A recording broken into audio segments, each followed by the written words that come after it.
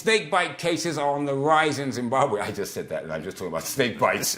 Following 53 new cases reported last week, bringing the cumulative figure to 2,573, with 13 deaths being recorded. This is according to the Ministry of Health and Child Care Disease Surveillance Report as of week ending 19 May 2024. Do you think the drought, I think the drought has something to do with this, right? Yeah, they're probably out here looking for something. Isn't it? Yeah. They're to make light of it.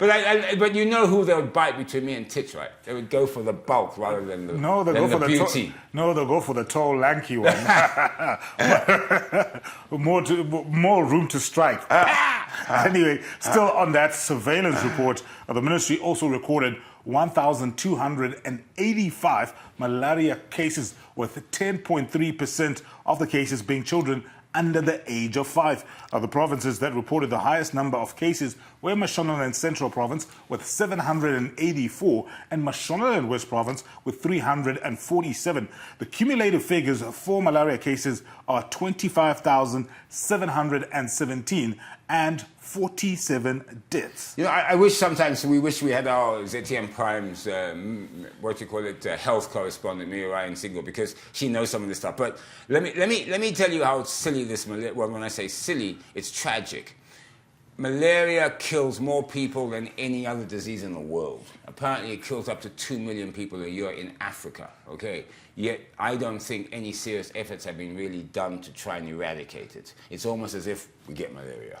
No, I mean, no, it's all right. Yeah, I mean, I know they did have nets. I know that there was NGOs that were giving nets to villagers in malaria-prone areas. You know, these treated nets and so forth. And obviously, the Ministry of Health does go around trying to fumigate. I think that's the right word for it, to the different mosquito infection sources. But you know, when you look at it from a global perspective, it's probably one of the diseases, malaria, which we should have eradicated a long time ago. We should have put more effort into trying to eradicate. I think, malaria doesn't have good branding, if we call it that, in terms of the awareness that people have. Yes. I think we know of it, but there's no urgency attached to it. And I have malaria. When you look at the numbers that you've highlighted, almost 2 million deaths a year, I think we need to be more serious. I don't know whether it's because maybe sometimes it tends to be like a seasonal disease that's more specific to certain regions. I mean, that's too. Imagine. I mean, just put it into perspective, Titch.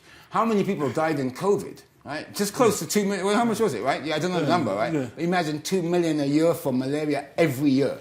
So just go back 20 years. You get the problem now. And you're just talking about COVID. And look how we were all really upset. And of course we were, generally, because it was a tragedy. But the fact is that I think we need more effort. And even the next stage, because, I mean, I had malaria. I caught malaria in Wange, beautiful part of the world, but I caught it there. And you don't get rid of it. It keeps popping back. But what about this one? Because this also happened to my kids last year, mumps. Well, the ministry also gave an update on mumps with 275 new cases, thankfully 0 deaths, bringing the cumulative figure to 4,761 and no deaths. Yeah, I tell you, it's a minefield these days, eh? Particularly with kids, because mumps is a kids. Because if you get it as an adult, it can be really dangerous to your health. So it's more kids' disease, is it? Yeah, it is definitely more for kids.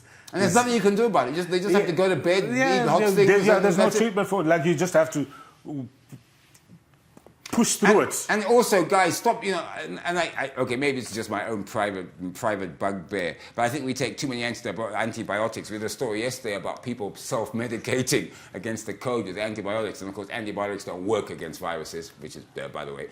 But I think there is a pill culture in terms of fixing something. Like, you get a cold, take a pill. You get this, or you sprain an ankle, here's an antibiotic. I'm big on natural remedies. Exactly. But I think maybe we should propagate information around those natural remedies to be readily available, because I think that would then minimize our growing dependency on over-the-counter medication. Yeah, and also as well, maybe publicly get out there so people know what they can get for traditional, for certain especially ailments. For things like, I mean, your mum and your relatives will tell you, right? Yeah, especially for things like, you know, the flu, you know, things like that. Yeah, obviously we're not talking about any really serious illness, of course. There you definitely go see a doctor, please. No one will ever tell you not to. Konapo, ipapo pa ZTN Prime, DSTV channel 294, the place to be.